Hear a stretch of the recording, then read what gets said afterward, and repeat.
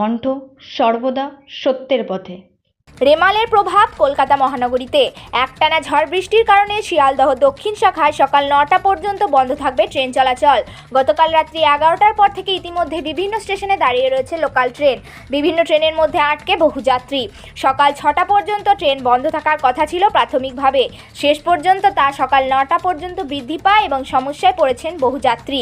সকাল থেকেই নিত্যযাত্রীরা ভিড় করছেন বিভিন্ন স্টেশনে, ফলে সমস্যায় পড়ছেন তারাও। ফিরে যাচ্ছি না, অটো করে যাব। কেন কিসের জন্য ট্রেন বন্ধ। দাঁড়িয়ে রয়েছে কেন? কোনো ঘোষণা কিছু রয়েছে? হ্যাঁ, 9টার পরে ট্রেন চালু হয়। কিভাবে জানালো? একদম অ্যানাউন্স করেন। অ্যানাউন্স করলো?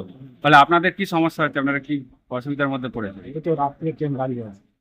রাত থেকে দাঁড়িয়ে রয়েছেন?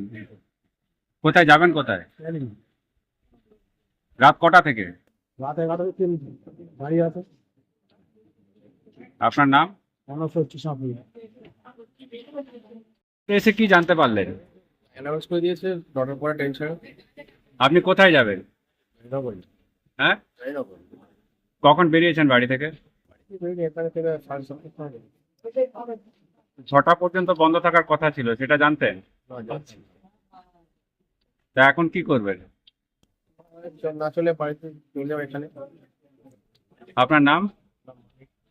ব্যুরো রিপোর্ট, বীরভূমের কণ্ঠ।